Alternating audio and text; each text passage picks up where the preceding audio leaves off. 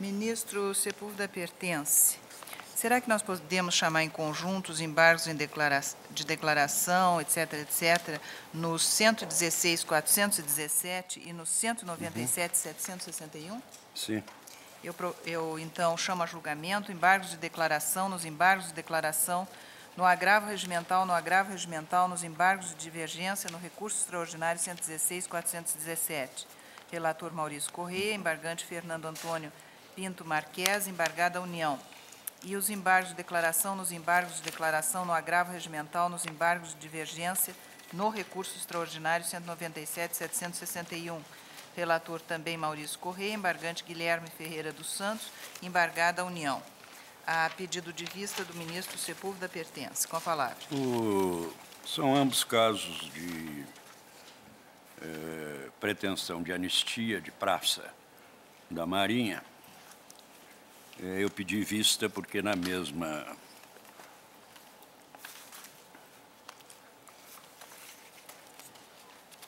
Não, ministra, os casos são diferentes. São diferentes? O 116, 417, Fernando Antônio Pinto Marques, era marinheiro de segunda classe, expulso do serviço ativo em 30 de setembro, com fundamento no Estatuto dos Militares.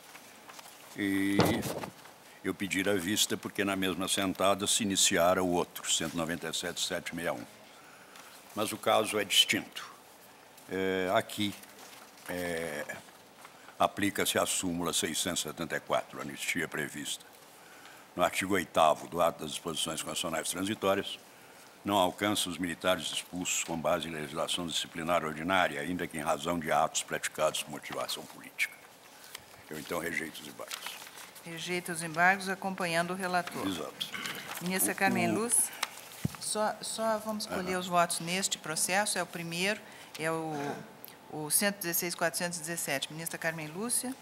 De acordo, Excelência. Ministro Ricardo Lewandowski. Rejeito também. Ministro Joaquim. Também. Ministro César Peluso. Também. Ministro Gilmar. Não está aí. Ministro Celso de Mello. Também, senhora presidente. Também eu. O tribunal, à unanimidade, nos termos do voto do relator, rejeitou os embargos de declaração. Agora chamo, então, os embargos de declaração, nos embargos de declaração, no agravo regimental, nos embargos de divergência, no recurso extraordinário 197, 761. Ministro Sepúlveda Pertence. Este é o acórdão proferido na primeira turma. Militares, anistia, artigo 8º. Já se firmou o entendimento desta Corte no sentido de que as promoções asseguradas pelo artigo 8º da DCT da Constituição Federal são apenas aquelas que teriam direito os militares se houvessem permanecido em atividade, e não as sujeitas a critérios subjetivos ou competitivos, como da avaliação de merecimento ou do aproveitamento em curso, que não chegaram a concluir. Assim, a título exemplificativo, nos RE 114, 140, 616 e outros. Dessa orientação divergiu o acórdão recorrido, recurso extraordinário conhecido e provido. O embargante opôs sucessivos recursos no intuito de não deixar que a decisão transitasse em julgado, tendo como forte motivo para fazê-lo a esperança fundada numa eventual alteração da jurisprudência, o que veio a ocorrer no julgamento do RE 165.438, pleno, 6 de outubro de 2005, Carlos Veloso, quando esse tribunal, em votação unânime, alterou o entendimento anterior acerca do direito dos militares anistiados às promoções na carreira, nos termos desta emenda. Constitucional Administrativa, anistia, promoção, Constituição de 88, a DCT, artigo 8º. O que a norma do artigo 8º da DCT exige para a concessão de promoções na aposentadoria ou na reserva é a observância apenas dos prazos de permanência em atividade inscritos nas leis e regulamentos vigentes, inclusive em consequência do requisito de idade limite para ingresso nas graduações ou postos, que constem de leis e regulamentos vigentes na ocasião em que o servidor civil ou militar seria promovido, é conhecido e improvido. A primeira turma vem de endossar esse entendimento, verba e graça no RE 387, 482 e 145, 179, embargos de declaração, de que fui relator. Nos termos do artigo 462 do Código de Processo Civil, algum fato constitutivo, se depois da propositura da ação, algum fato constitutivo, modificativo ou extintivo influir no julgamento da lide, caberá ao juiz tomá-lo em consideração, de ofício ou requerimento. A superveniência da alteração no entendimento do tribunal é fato modificativo do direito pleiteado nos autos e, dado que ainda não houve trânsito em julgado, não há óbice para que se proceda à alteração do acordo embargado. Desse modo, acolho os embargos de declaração para receber os embargos de divergência e negar provimento ao recurso ordinário. É meu voto. Acolhe os embargos de declaração. Para receber os embargos de divergência e negar provimento ao recurso ordinário. E negar provimento ao extraordinário. O eminente relator, ministro Maurício Corrêa, havia rejeitado os embargos de declaração, acompanhado pelo ministro Ilmar Galvão e pelo ministro Marco Aurélio. O ministro Pertence abre divergência, acolhendo os declaratórios. Ministra Carmen Lúcia. Eu voto com a divergência aberta agora pelo ministro Sepúlveda Pertence. Ministro Lewandowski. Acompanho a divergência. Ministro Eros não vota, porque é sucessor de Maurício Corrêa. Ministro Joaquim. Também eu acompanho a divergência. Ministro Carlos Brito também não vota, sucessor de Ilmar Galvão. Ministro César Peluso. Ministro Gilmar Mendes, não está. Ministro Celso de Mello. Também, João. Com a divergência? Sim.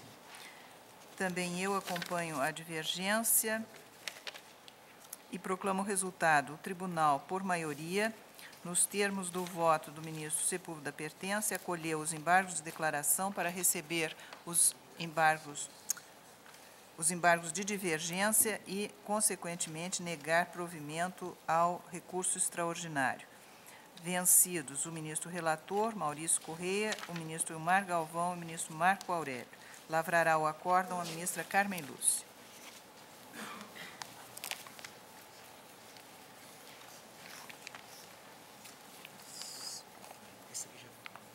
Esse aqui não disse quem é que ia lavrar o acórdão. Esse aqui. No processo anterior, ministra Carmen Lúcia, Vossa Excelência também vai herdar a lavratura de acórdão. Os embargos de declaração, nos embargos de declaração, no agravo regimental, nos embargos de divergência no recurso extraordinário 116.417, acrescente-se apenas à proclamação o fato de que lavrará o acórdão a ministra Carmen Lúcia. Ministro Sepúlveda Pertence, agravo regimental no recurso extraordinário 460.460, agravante Antônia Tomé Tragancin e agravado INSS. São idênticos. Também o 468.655, 484.700, 508.644. Pois não, todos contra o INSS. Contra o INSS. Agravo regimental contra acórdão proferido pelo plenário desse tribunal assim emendado. Benefício previdenciário, pensão por morte ocorrida antes da edição da Lei 9.032, que deu nova redação ao artigo 75 da Lei 8.213, revisão julgada indevida.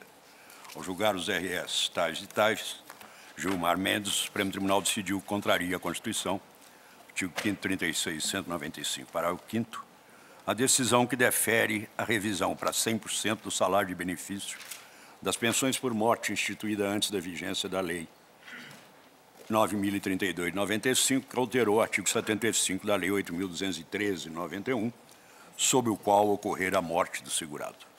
É provido conforme os precedentes, com ressalva do voto vencido do relator deste.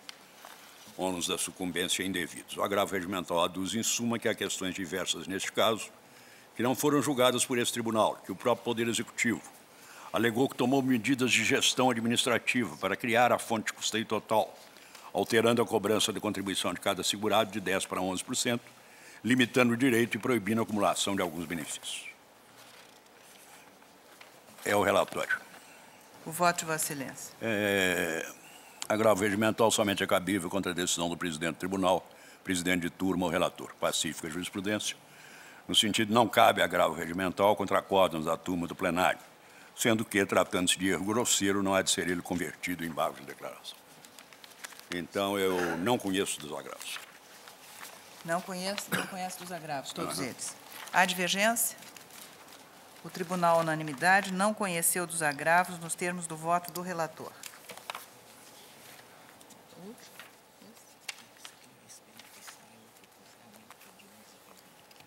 Ministro, pertence. Temos agravo regimental na reclamação 2.990. É agravante o Estado do Rio Grande do Norte e agravado o juiz de direito da primeira vara da Fazenda Pública de Natal. Em seguimento à reclamação, ante a ausência de pertinência entre o caso e o objeto da decisão paradigma. Insiste no agravo regimental no cabimento da via eleita. Opinou o Procurador-Geral da República pelo prejuízo do agravo regimental, dada a litispendência com a reclamação 3005. É o relatório. O voto de Vossa Excelência. Esta reclamação tem identidade de partes, causa de pedido e pedidos com a reclamação 3005. Entretanto, como aquela me foi distribuída depois desta, há de se aplicar nela e não nesta a regra do artigo 267(5) do Código de Processo Civil. No mérito, mantém-se válidos os fundamentos da decisão agravada. A DIN 1797, Pernambuco, impugnou a decisão administrativa TRT da 6ª Região, proferida em sessão de 15 de janeiro. A sentença reclamada é do Juízo de Direito do Poder Judiciário do Estado do Rio Grande do Norte, que, apesar da semelhança da matéria, conversão do valor dos vencimentos dos servidores públicos de Cruzeiro Real para o RV, não guarda identidade com o ato normativo impugnado na ADIM 1797. O que é certo não inviabiliza o reexame da sentença reclamada pela via do controle difuso de constitucionalidade, mas impede o conhecimento no caso concreto pela via estreita da reclamação. Em recente julgamento, na reclamação 2.475, o plenário rejeitou a tese da eficácia vinculante dos motivos determinantes das decisões tomadas no controle abstrato de constitucionalidade. Nego provimento ao agravo. O eminente relator nega provimento ao agravo. Há divergência? O tribunal, à unanimidade, negou o provimento ao agravo nos termos do voto do relator. Ministro, pertence. Ação direta de inconstitucionalidade número 1448. Relator, o ministro Maurício Corrêa, requerente, o governador do Estado do Rio de Janeiro e requerida a Assembleia Legislativa daquele Estado. A norma constitucional transitória impugnada determina o pagamento do 13º salário aos servidores do Estado do Rio de Janeiro em 2 parcelas simultaneamente com o pagamento dos meses de julho e dezembro de cada ano. Alega-se, em suma, vício de iniciativa, tendo em vista a interferência do constituinte derivado estadual na gestão do caixa da administração, atraindo, de acordo com o princípio da simetria, o disposto no artigo 84, 2 e 6 da Constituição. Argue-se ainda a desarrazoabilidade da norma, por afastar-se da razão ontológica da verba, ou seja, os gastos com as festividades do Natal. Deferida a medida cautelar em sessão plenária 17 de maio, manifestaram-se o advogado-geral e o procurador-geral, este pela procedência da ação, aquele pela constitucionalidade. Iniciado o julgamento de mérito, votou o eminente relator, o ministro Maurício Corrêa, pela inconstitucionalidade do dispositivo, considerando a jurisprudência do tribunal no sentido da competência privativa do governador para tratar da programação financeira e da execução da despesa pública, ainda que em face do legislador constituinte estadual. Citou precedentes. Acompanharam o relator os ministros Joaquim Barbosa, César Peluz, Gilmar Mendes, Ellen Grace e Nelson Jobim. Divergiram os ministros Marco Aurélio e Carlos Brito, para quem o vício da iniciativa não poderia ser suscitado diante do poder de elaboração originário da Constituição Estadual. Considerando a existência de precedentes no sentido da constitucionalidade de dispositivos assimiláveis ao impugnado, pedi vista para melhor examinar a questão. De fato, o tribunal, por diversas vezes, afastou o vício de inconstitucionalidade formal em ações que impugnavam dispositivos constitucionais estaduais que não só fixavam data limite para pagamento pontual dos vencimentos dos servidores, bem como da gratificação natalina, mas também impunha expressamente a correção monetária na hipótese de atraso no pagamento. Assim, verbo e graça, a DIN 176, Marco Aurélio, a DIN 657, Neri, 544, Veloso e 144, Galotti, esta ainda pendente de julgamento de mérito.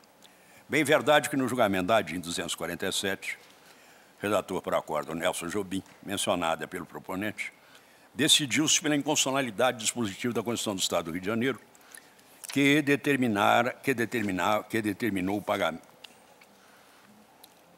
pagamento dos servidores públicos estaduais até o 10º dia útil de cada mês.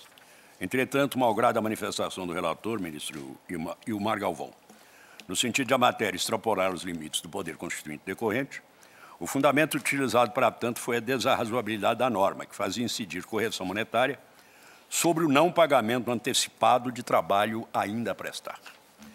De resto, os precedentes mencionados naquela ocasião pelo eminente relator, a DINS 89 e 483 e o MAR, não cuidavam de normas que fixavam data para pagamento de servidores, mas de situações tópicas de grupos de servidores desta ou daquela carreira do serviço público do Estado correspondente, como fixação de vencimentos ou vantagens, ou ainda concessão de subvenção ou auxílio aos servidores, hipóteses que resultem em aumento direto das despesas públicas.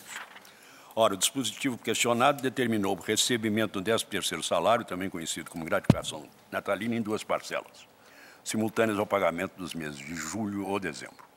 Não há identidade, portanto, da norma com aquelas dos precedentes a que me referi, as quais fixavam um aumento calamitoso das finanças públicas brasileiras, data limite para pagamento dos vencimentos e proventos dos servidores dentro do mês de sua correspondência, impondo ao seu atraso a correção monetária. Certo, tenho sustentado aqui e ali uma maior amplitude da autonomia constitucional dos Estados-membros investida nas Assembleias Constituintes Estaduais,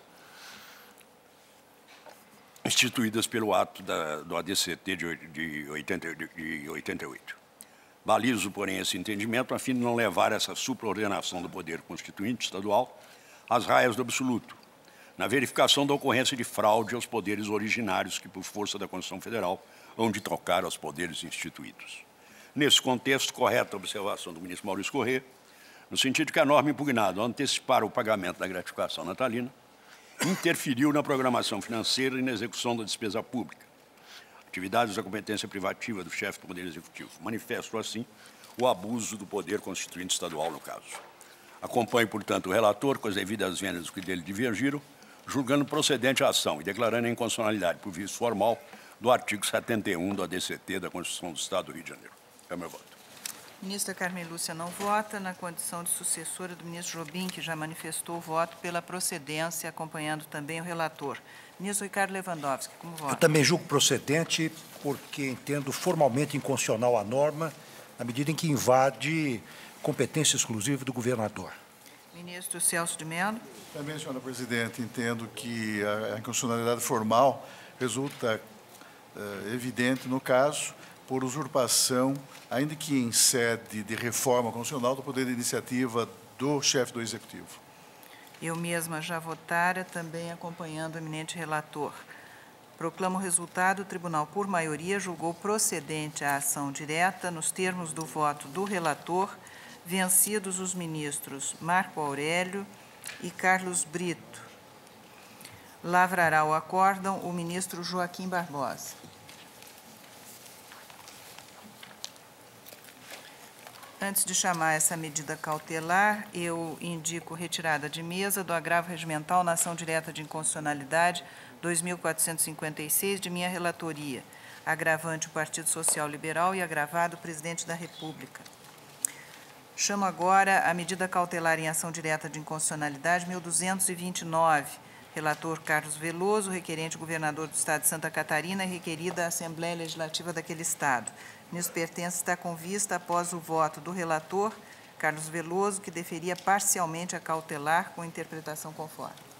Discute-se nessa ação direta a constitucionalidade do inciso 2 do artigo 14 da Constituição de Santa Catarina, que determina, como instrumento de gestão democrática, a participação no Conselho de Administração e na diretoria das empresas públicas, sociedades de economia mista e subsidiárias, de um representante dos empregados, por ele indicados mediante processo eletivo, regulamentado pela Lei Estadual 1178 de 94. Suscita o proponente, em resumo, afronta o inciso 2 do artigo 37 da Constituição, sob o argumento de que o provimento dos cargos nos conselhos de administração ou nas diretorias das empresas públicas e sociedades mistas dá-se por livre nomeação do administrador, em razão do critério da confiança que os reveste, Daí a criação pelo legislador estadual alega de fórmula anômala de provimento de cargo público.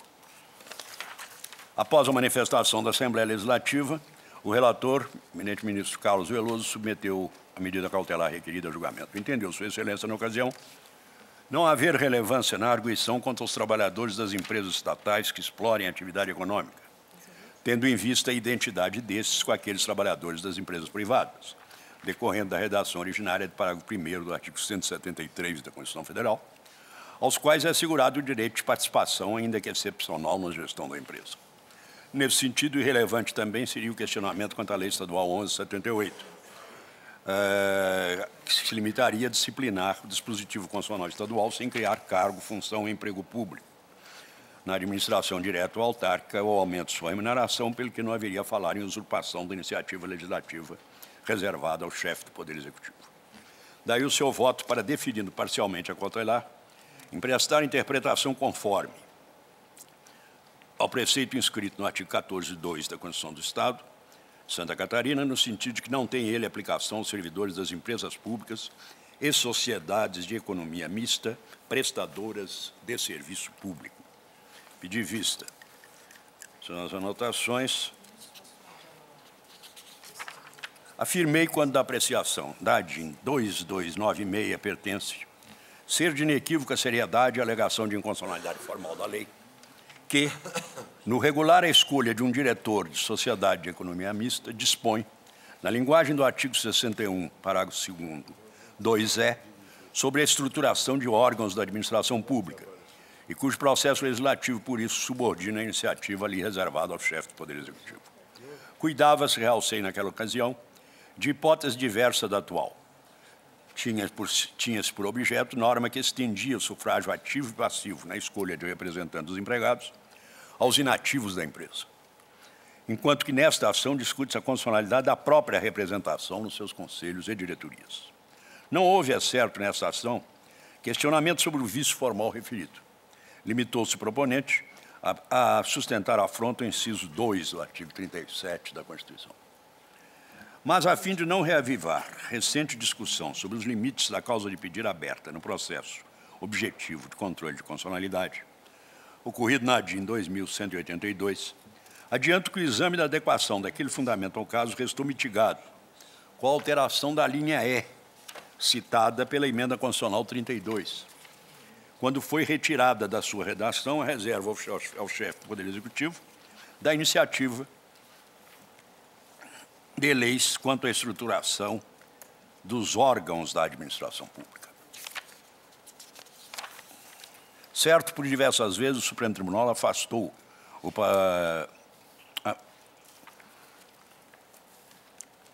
a incidência do parágrafo 1º do artigo 173 da Constituição, considerando a natureza da atividade desenvolvida pelo Estado na intervenção no domínio econômico. Assim, a equiparação com as empresas privadas não tem aplicação à sociedade de economia mista ou empresas públicas que, embora exercendo atividade econômica, gozem de exclusividade. Já tive mais de uma vez a oportunidade de realçar o meu compromisso com a diferenciação conceitual aventada e com várias das consequências jurídicas a extrair delas, posto que não todas.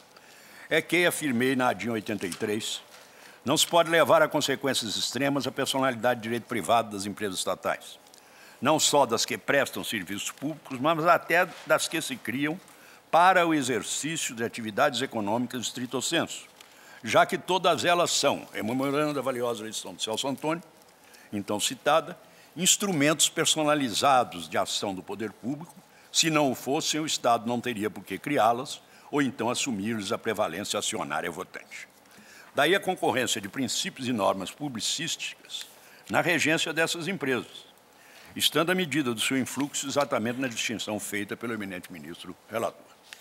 Mas, assim como sustentei, quando se apreciou a sujeição da empresa pública ao regime precatório, RE 220.906, Correia, penso que a extensão das prerrogativas do poder público às empresas estatais não pode ter somente como critério esse distingo, havendo de ser aceita com grano Salles, para que não venha a configurar um privilégio inconstitucional. Ora, sabido que as empresas públicas, sociedade de economia mista, estão sujeitas à regra que existe a realização de concurso público para a contratação de empregados, ainda que sob o regime seletista, sendo exceção a essa regra a investidura nos chamados cargos em comissão, considerados de livre nomeação e exoneração nos termos da lei. Daí porque a pretensão do autor de dispor livremente das vagas nos conselhos e nas diretorias das empresas públicas e das sociedades de economia mista e subsidiárias, ainda que destinadas à exploração direta da atividade econômica, não pode ser considerada como um privilégio inconstitucional do administrador público. Aliás, a participação do Estado nos conselhos de diretoria dessas empresas estatais é condição para o fiel cumprimento de sua finalidade, conforme se depreende dos ensinamentos do ilustre publicista já mencionado, que transcrevo. E ao tratar da empresa pública propriamente dita, aduz o mestre paulista, no que concerne aos agentes escolhidos pelo governo federal para o exercício de funções controladoras ou diretivas em empresa pública, são a um só tempo agentes da empresa e representantes do poder central. Como representantes, serão normalmente investidos por mandato, com ou sem prazo determinado. Em qualquer hipótese, serão demissíveis ad nutum pela administração central. Nessa linha, o Supremo Tribunal Federal, em diversos precedentes, reputou ilegítima a intervenção parlamentar no processo de preenchimento da direção das entidades privadas da administração indireta dos Estados, nas quais incidisse a regra do parágrafo 1º do artigo 173 da Constituição. Moreira Correia pertence. Mas disso não se conclui pela impossibilidade de participação dos empregados na gestão dessas empresas estatais. Por motivos óbvios, nem todas as vagas dos conselhos das diretorias serão passíveis de nomeação e exoneração ad nutum pela administração. Assim, nada impede que, na estrutura de determinada empresa pública ou sociedade de economia mista, sujeita, é claro, à regra do inciso 2, parágrafo 1º do artigo 173 da Constituição, seja reservada ao menos uma vaga da diretoria ou do Conselho a representantes dos empregados que detêm legitimidade para tanto. No ponto, cumpre realçar que a legislação constituinte derivada modificou o parágrafo 1º referido na emenda constitucional 1998 para abarcar, na parte final do novo inciso 2 daquele dispositivo, não só as obrigações trabalhistas e tributárias típicas das empresas privadas, como anteriormente previsto, mas também as civis e comerciais, além dos direitos atinentes a cada um desses ramos.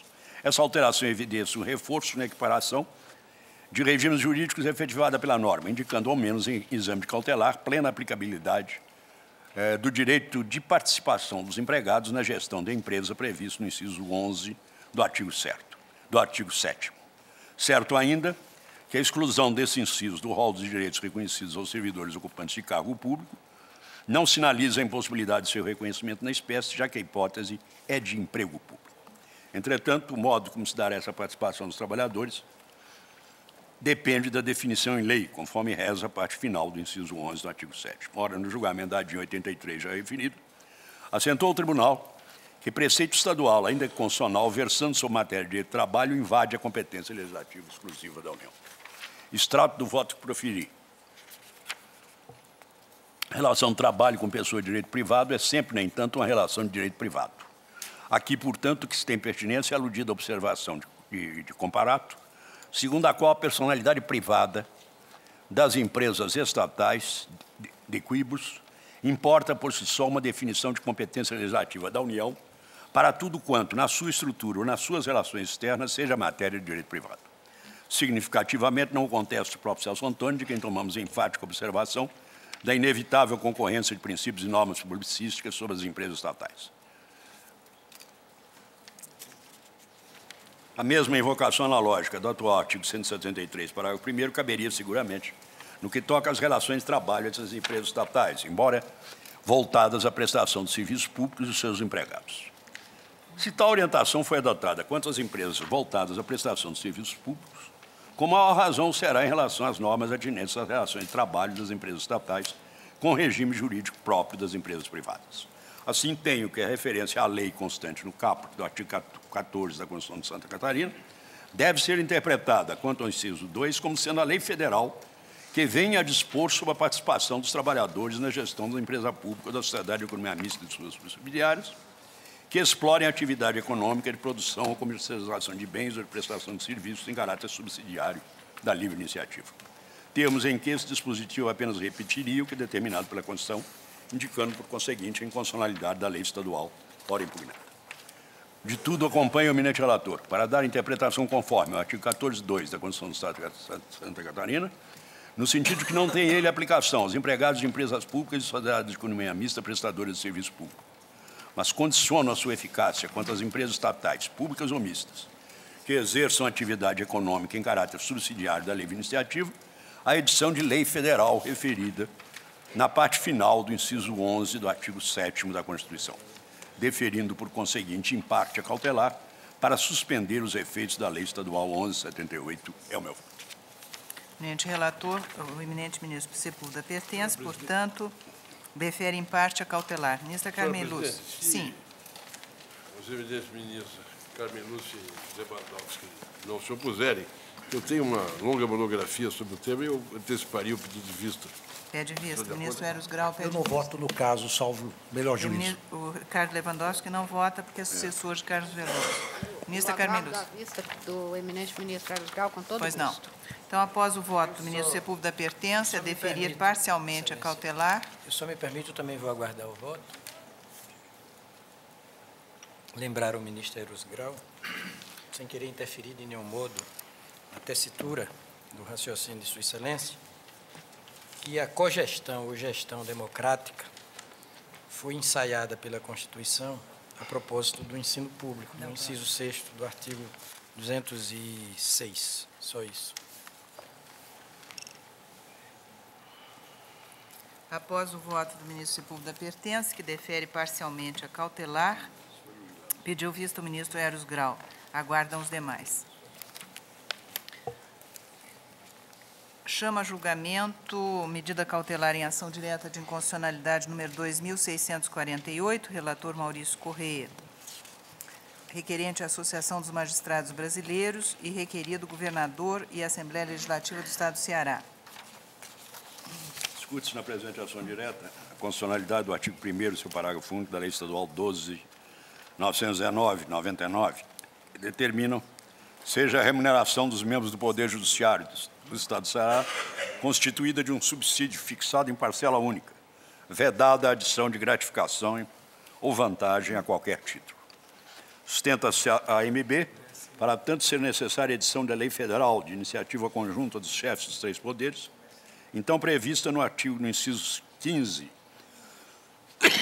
do artigo 48 da Constituição Federal, para a submissão das vantagens pessoais ao teto remuneratório. Eminente relator, ministro Maurício Correia, quando a apreciação da medida cautelar em 29 de 8 de 2002, considerou a existência de fumos boniúris na espécie e deferiu a suspensão da eficácia dos dispositivos impugnados, bem como do artigo 2º da mesma lei, que estabeleceu os valores do subsídio devido à magistratura do Estado por arrastamento. Pediu vista, então, o ministro Gilmar Mendes.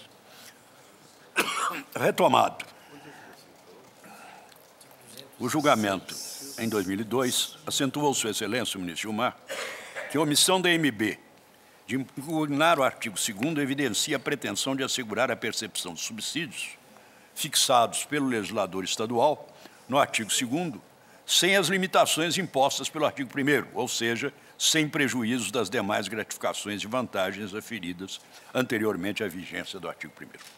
Daí o seu voto pelo não conhecimento da ação direta, ante o pedido fragmentário da proponente e a impossibilidade de abandono no caso do chamado princípio do pedido, sob pena de colocar o tribunal, caso determinada a suspensão da norma não impugnada, em inadmissível posição de supremacia no sistema de repartição de atribuições, criando norma não considerada pelo legislador estadual.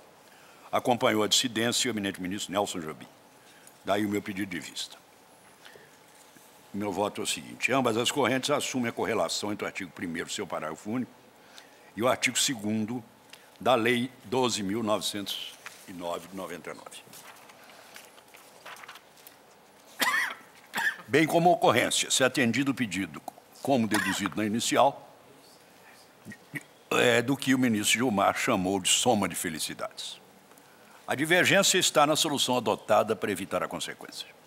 Enquanto o relator defere a cautelar para suspender, dada a plausibilidade da inconstitucionalidade por arrastamento, também o artigo 2º da lei estadual, a divergência sequer admite o conhecimento da ação, já que não impugnado esse dispositivo expressamente na petição inicial.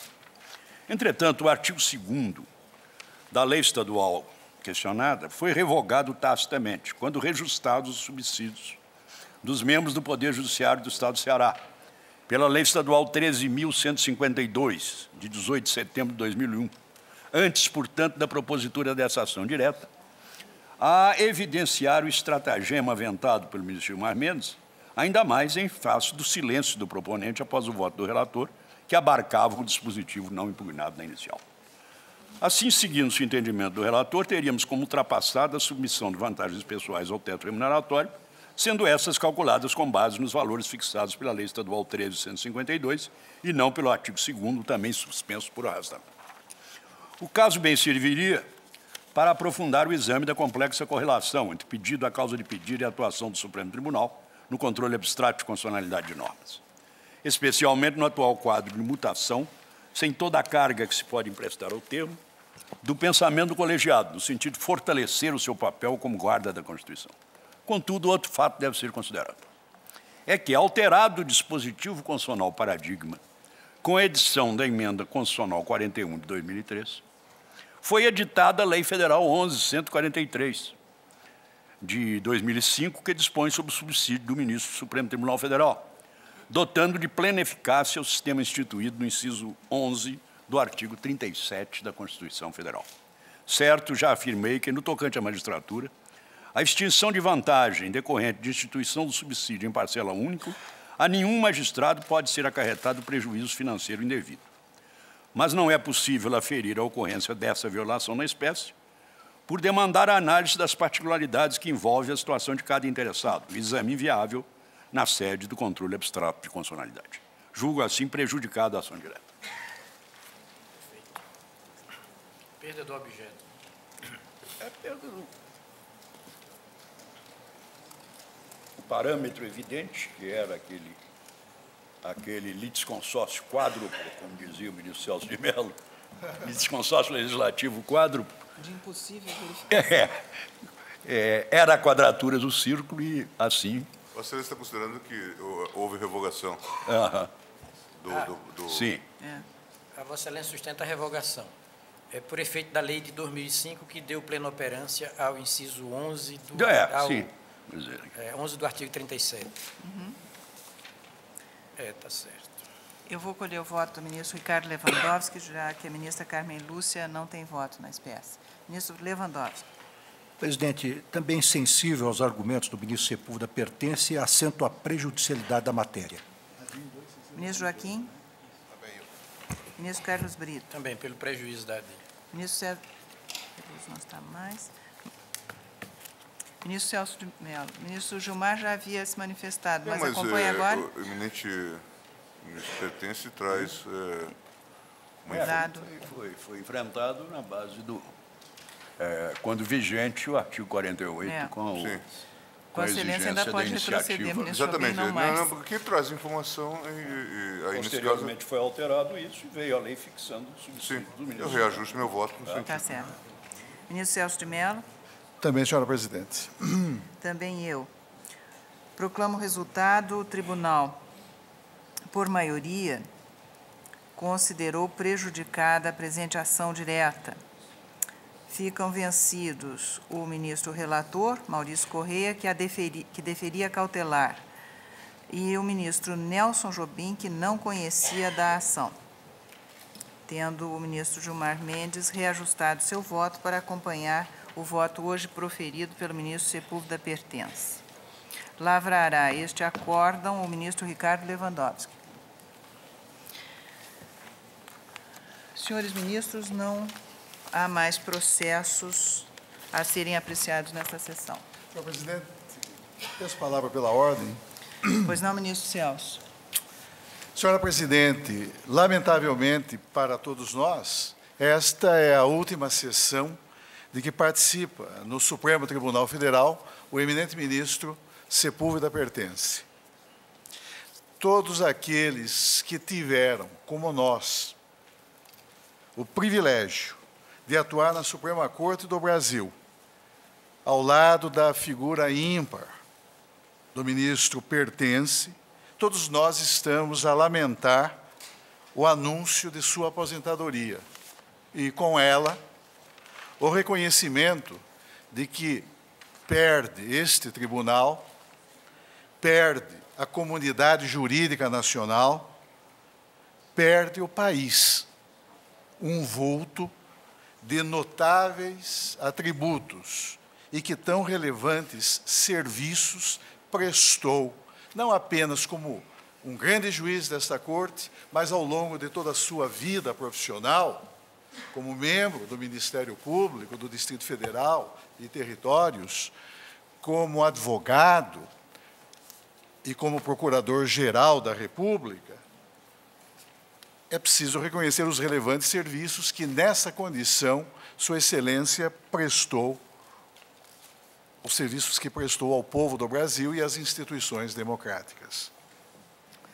Reconheço que este momento, mais do que uma despedida, possui o sentido e tem o alto valor simbólico de fazer preservar, no espírito desta instituição, a recordação da presença significativa e a participação decisiva do eminente ministro Sepúlveda Pertence na vida do Supremo Tribunal Federal, a perpetuar-se tanto na experiência jurisprudencial desta Corte, como no registro da brilhante atuação de Sua Excelência, com votos modelares, magníficos e primorosos, em julgamentos que os anais deste tribunal conservarão para sempre na memória histórica desta casa. Celebramos, pois, aqui e agora, nesta saudação,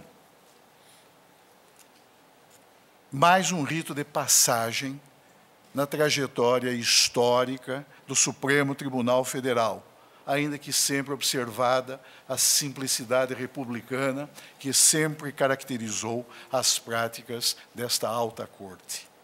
Quando o Supremo Tribunal saudou, em 17 de maio de 2007, os 18 anos de presença efetiva e atuante do ministro Sepúlveda Pertence no tribunal, salientei, em manifestação que ora reitero, ser importante reconhecer publicamente, como agora o faço, uma vez mais, a relevantíssima participação de Sua Excelência nos trabalhos e na construção da jurisprudência do Supremo Tribunal Federal, notadamente num período de significativas transformações, quando esta Corte se deparou com o desafio de interpretar a nova ordem constitucional, fundada em bases democráticas e instaurada em 1988.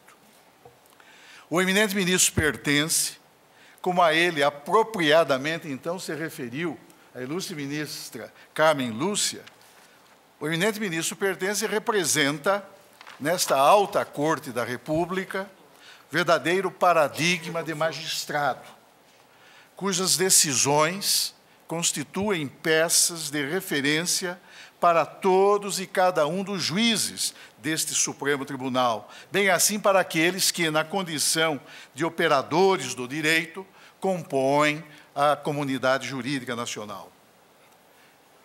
É esse notável magistrado que agora se retira do nosso convívio diário, embora vocacionado a ter, como certamente, como seguramente terá, ativa participação no mundo do direito e na vida do país, dadas as suas altas qualificações intelectuais e inegável talento profissional.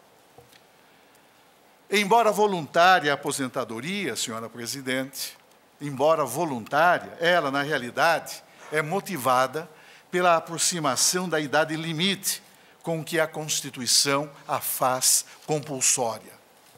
Lamenta-se, e lamenta-se sinceramente, que o legislador constituinte se haja distanciado do modelo consagrado pela primeira Constituição republicana, que, precisamente por não haver estabelecido a cláusula de aposentadoria compulsória, soube preservar, com equilíbrio e sabedoria, a vasta experiência que ilustres magistrados dessa Suprema Corte legaram à causa pública após os 70 anos de idade. Valendo referir, dentre esses grandes juízes, os eminentes ministros, Hermínio do Espírito Santo, que aqui permaneceu até os seus 83 anos, Olegário Herculano da Aquino Castro, com 78, Saião Lobato, o Marquês de Sabará, com 75 anos de idade, Ribeiro de Almeida, igualmente com 75 anos de idade, Edmundo Lins, 74 anos, Freitas Henriques, que foi o primeiro presidente do Supremo Tribunal Federal na República, com 72 anos de idade, Godofredo Cunha, 71, Tristão de Alencar Araripe, 71, e André Cavalcante, que presidiu o Supremo Tribunal Federal entre 1924 e 1927, até os seus 93 anos de idade. Não fosse essa regra implacável, senhora presidente, certamente o país e o Supremo Tribunal Federal poderiam continuar beneficiando-se da valiosa atuação nesta Corte do eminente ministro Sepúlveda Pertence. É justo, no entanto, senhora presidente, que proclamemos aqui e agora, não obstante o nosso regimento interno preveja a realização de uma sessão especial para esse fim destinada, mas é importante que proclamemos uma vez mais, aqui e agora, a honra e o privilégio que nos foram dados a todos nós de atuar no Supremo Tribunal Federal ao lado do eminente ministro Sepúlveda Pertence, enriquecendo-nos com a valiosa experiência e com o brilho de seu talento inegável. E valho-me desse momento, que é um momento de particular tristeza para nós. E isso eu digo de modo absolutamente sincero e convencido de que é o espírito que nos perpassa a todos neste momento, mas, embora o instante tenha chegado e todos lamentamos por ele, mas, de qualquer maneira, senhora presidente, eu desejo apresentar ao eminente ministro Sepúlveda Pertence os votos mais afetuosos de muita felicidade nesta nova etapa de sua vida que agora recomeça. Com a palavra, o senhor Procurador-Geral da República. Senhora presidente, senhores ministros, permitam-me que apresente, em nome do Ministério Público, uma breve saudação ao ministro Sepúlveda Pertence, nesta sua última sessão perante essa Corte. A ausência que se anuncia abre caminho para um forte sentimento de saudade, da convivência fraterna, nos momentos que antecedem a entrada neste plenário, e da falta da sua argumentação coerente, segura e convincente durante os debates. O ministro Pertence integra um rol muito restrito de homens que tiveram a felicidade de atuar com brilho em comum na advocacia privada e pública, no Ministério Público e na magistratura. A sua biografia revela que, em qualquer das atividades, sempre ocupou o lugar de maior destaque, única e exclusivamente pela sua competência inquestionável e pelo brilho de sua invulgar inteligência. O Ministério Público brasileiro tem uma dívida imensa com o ministro Pertence. O perfil de instituição dotada de autonomia e detentora de um rol especial de encargos, que resultou estabelecido na Constituição de 1988, decorre, em grande medida, do trabalho de convencimento desenvolvido pessoalmente perante a Assembleia Nacional Constituinte pelo então Procurador-Geral da República, Sepúlveda Pertence.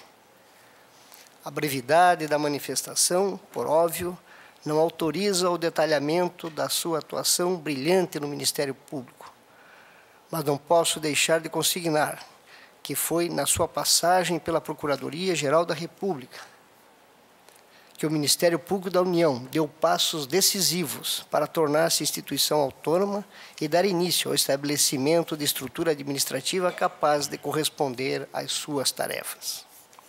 Ministro Pertence, o espírito do novo Ministério Público ganhou corpo durante a sua estada na Procuradoria-Geral da República. Tudo o que se construiu após está assentado nas sólidas fundações que Vossa Excelência teve o cuidado de fixar. Somos gratos pelo seu desempenho e dedicação, inspirados no mais legítimo espírito público. A convivência que já ultrapassa 2 décadas, proporcionada pelos nossos destinos funcionais, que iniciou no Ministério Público Federal e manteve-se no Tribunal Superior Eleitoral e nesse Supremo Tribunal Federal, solidificou uma amizade respeitosa e fraterna e permite-me, como testemunha privilegiada, afirmar a grandiosidade de Vossa Excelência como ser humano, cidadão e homem público. No momento em que Vossa Excelência participa da última sessão plenária como ministro dessa Corte Suprema, tenho a satisfação de cumprimentá-lo e de transmitir em nome de todos os integrantes do Ministério Público o abraço afetuoso, o agradecimento sincero e o desejo de que seja muito feliz.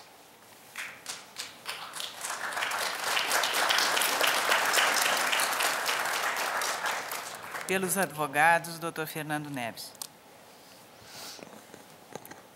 Senhora Presidente, os colegas aqui presentes me pediram que viesse à tribuna dizer um muito obrigado em nome do Sepúlveda Pertence. Evidentemente, eu não era a melhor pessoa para fazer isso, a emoção não vai permitir dizer o que teria que ser dito. Não o ministro Sepúlveda Pertence, mas José Paulo é mais do que um companheiro para mim, é um exemplo para todos nós. Foi no seu escritório que eu comecei a aprender direito, a começar a advogar, junto com o Grossi, que está aqui presente, e aproveitou um pigarro para não fugir da tarefa, Cláudio Lacombe, Vitor Nunes, sobre a inspiração de Vitor Nunes, uma figura pública fantástica também. É difícil falar de Zé Paulo, de Sepúlveda Pertence. Aposentadoria merecida, vai lhe dar mais tempo à família, mais tempo a Sueli, a Evandro, Paulo, até o Dadado. Todos vão poder conviver mais com essa figura exemplar, que dedicou a maior parte do seu tempo às causas públicas. Já como advogado, nunca fugiu de desagradar um possível detentor temporário do poder na defesa das liberdades, na defesa das garantias. E ainda ontem eu ouvi de um cliente seu, numa homenagem que ele foi, um ex-cliente seu, uma homenagem que ele foi feita pela advocacia pública, a lembrança de um depoimento, de um episódio que, no momento que o Brasil não se orgulhava muito das instituições, e quando foi defender um metalúrgico que acabou se transformando em presidente da República. Aliás, o eminente advogado Zé Paulo Sepúlveda Pertence tinha por hábito defender pessoas que depois tinham um bom faro para clientes. Defendeu diversos futuros presidentes da República. Mas, senhora presidente, senhores ministros, os advogados registram um muito obrigado, do fundo do coração, a este exemplo de homem público, a um magistrado exemplar que nunca se deixou levar por outros interesses que não fosse o absoluto exercício da justiça, a absoluta distribuição de justiça, com os melhores critérios e com o melhor bom senso. Muito obrigado.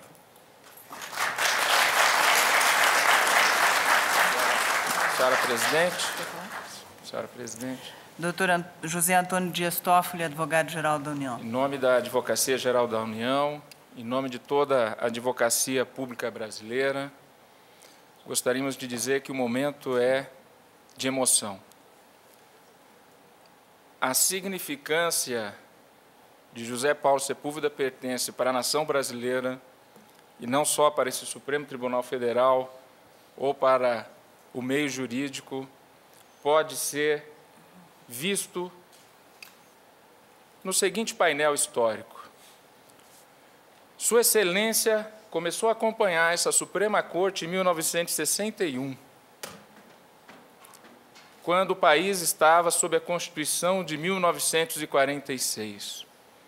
Viu Sua Excelência passar a emenda do parlamentarismo, viu Sua Excelência o plebiscito que manteve o presidencialismo, viu Sua Excelência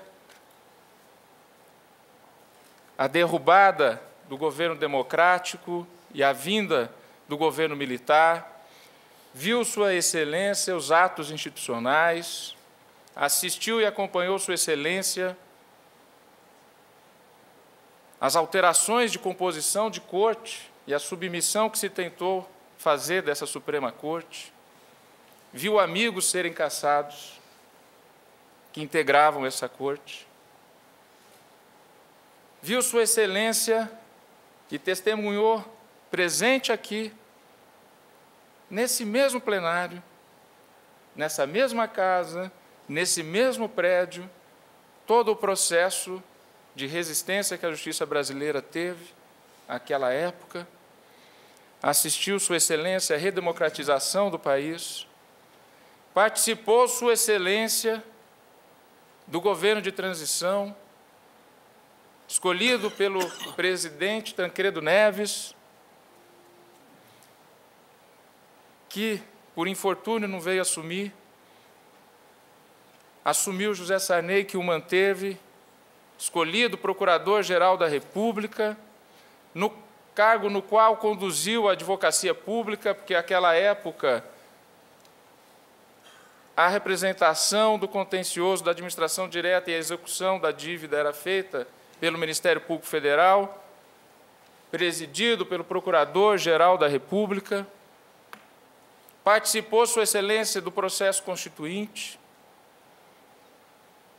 e por esse momento histórico, por coincidência do destino, ontem, já previamente agendado, havia a Advocacia Pública Federal, na abertura do seminário que, ora, ocorre até a data de amanhã, preparado uma homenagem à Sua Excelência, porque à frente da Procuradoria-Geral da República, aquela oportunidade da Constituinte de 88, Sua Excelência teve presente a necessidade de se estabelecer o fim daquela esquizofrenia que era o Ministério Público ser fiscal da lei e ser o advogado do Estado.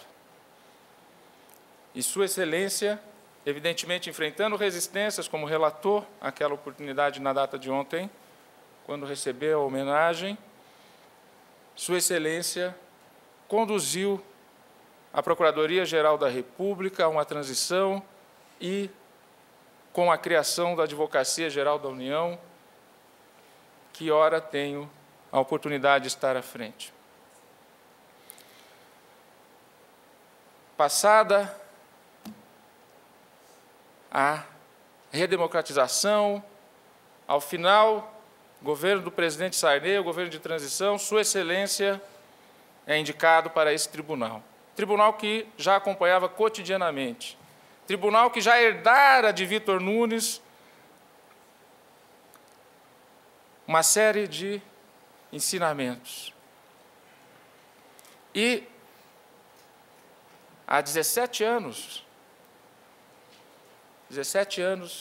integrando essa corte, tendo presidido essa corte, tendo presidido eleições presidenciais em 1994, tendo presidido eleições municipais no ano de 2004, ocupando 2 vezes a presidência do Tribunal Superior Eleitoral, ocupando a presidência do Supremo Tribunal Federal, assistiu ao processo de impeachment do presidente Collor naquela época, a transição daquele momento histórico com a assunção do vice-presidente Itamar Franco, depois assistiu a disputas eleitorais presidenciais em 94, onde 2 amigos disputaram a presidência da República e ele presidiu o Tribunal Superior Eleitoral.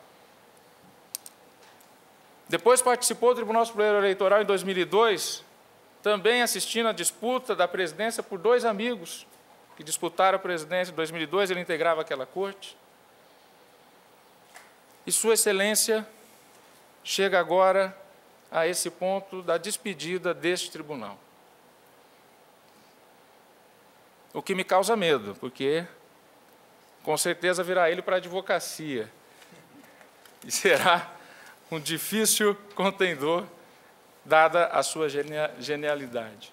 Mas todo esse período, desde 1961 até hoje, passando pela Constituição de 46, passando pelos atos institucionais, passando pelas emendas à Constituição de 67, 69, passando pelo processo constituinte, Constituição de 1988, um impeachment de um presidente da República e todo esse processo de redemocratização, esse painel demonstra aquilo que agora há pouco, perguntado pela imprensa, na hora do intervalo, eu respondi. A imprensa perguntou o que significa a saída de José Paulo Sepúlveda pertinente do Supremo. E eu respondi, significa uma lacuna impreenchível para a nação, não é para o Supremo, é para a nação brasileira. E disse que, seja quem for que o presidente da República venha escolher e o Senado da República venha a aprovar, para vir para essa corte, não preencherá toda essa experiência de vida, essa genialidade jurídica, essa sabedoria que José Paulo tem. Ontem, eu terminei a minha fala explicando para José Paulo Sepúlveda Pertence um gesto que eu sempre faço de uns tempos para cá quando o vejo, que é pedir a bênção. Eu o cumprimento pedindo a bênção. A bênção, José Paulo. José Paulo é uma pessoa tão iluminada, que não precisa de outras crenças, porque ele acredita nas instituições republicanas, ele acredita no homem, ele acredita no ser humano e na humanidade. E eu disse aos advogados públicos, na oportunidade de ontem, que a bênção que eu peço a ele é essa bênção da crença no homem e nas instituições republicanas e nas instituições públicas. Eu acho que é mais um momento aqui de todos nós pedirmos, e assim eu encerro, pedindo a bênção de todas essas crenças de José Paulo na nação brasileira, nesse grande projeto de nação que nós participamos e, portanto, a bênção, José Paulo.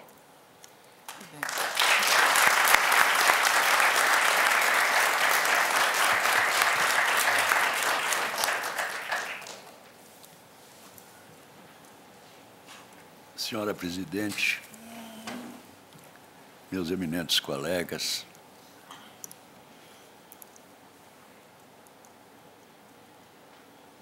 amigos de tantas fases da minha vida, posso ver hoje reunidos neste plenário, amigos que se foram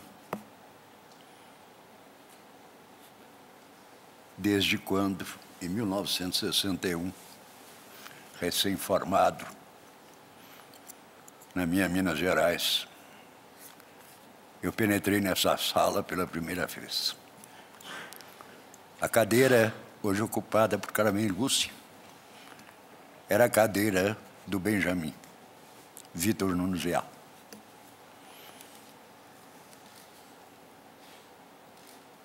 Que quando de sua morte pude dizer,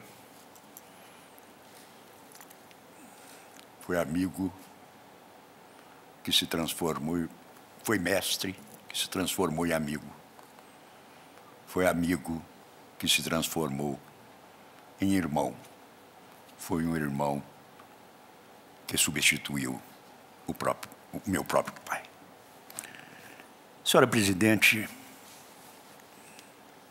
depois de ouvir Celso de Mello, que aqui chegou quase junto comigo, em 1989.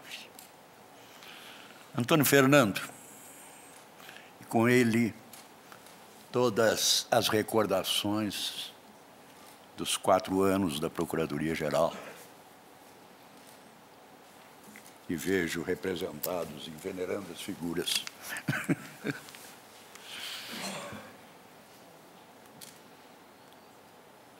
E por seu chefe de hoje, que fui descobrir em Curitiba.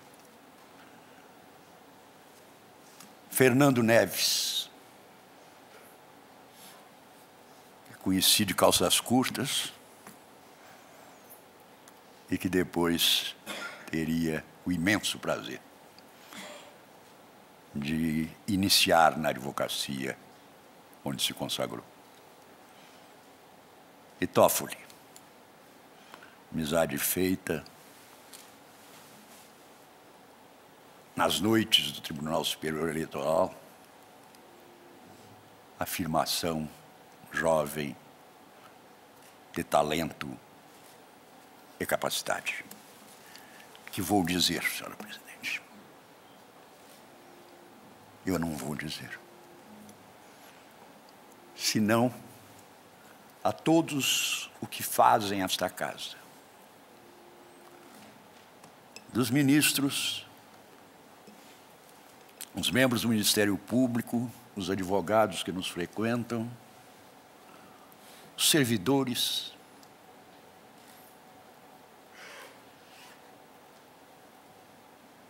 tantos que tenho conhecido nessas décadas, que eu posso dizer apenas saudade.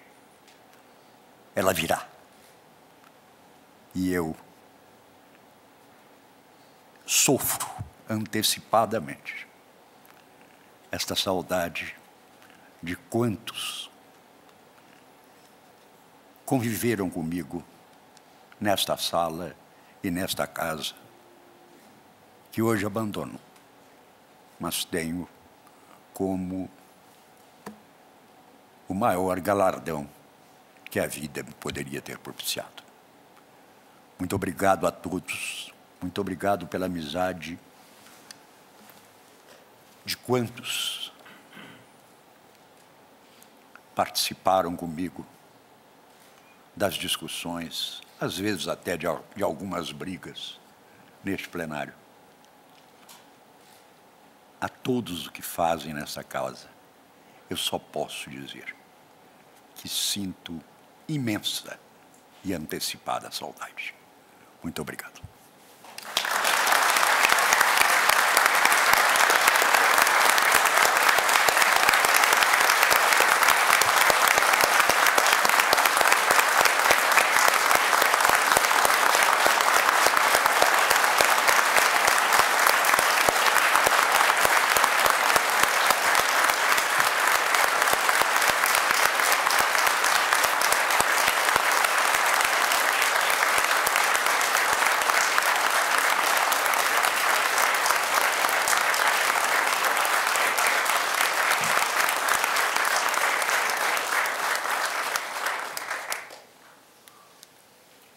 Todos os pronunciamentos que se fizeram hoje estarão registrados nos anais da Casa.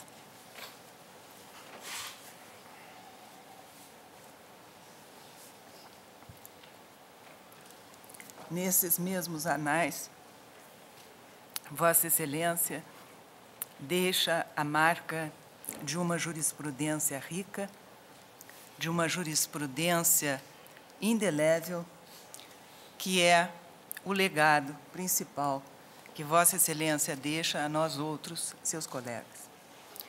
A par da convivência sempre agradável e bem-humorada, Vossa Excelência teve, durante esses anos em que pontificou no Supremo Tribunal Federal, a oportunidade de deixar marcos insubstituíveis na jurisprudência nacional.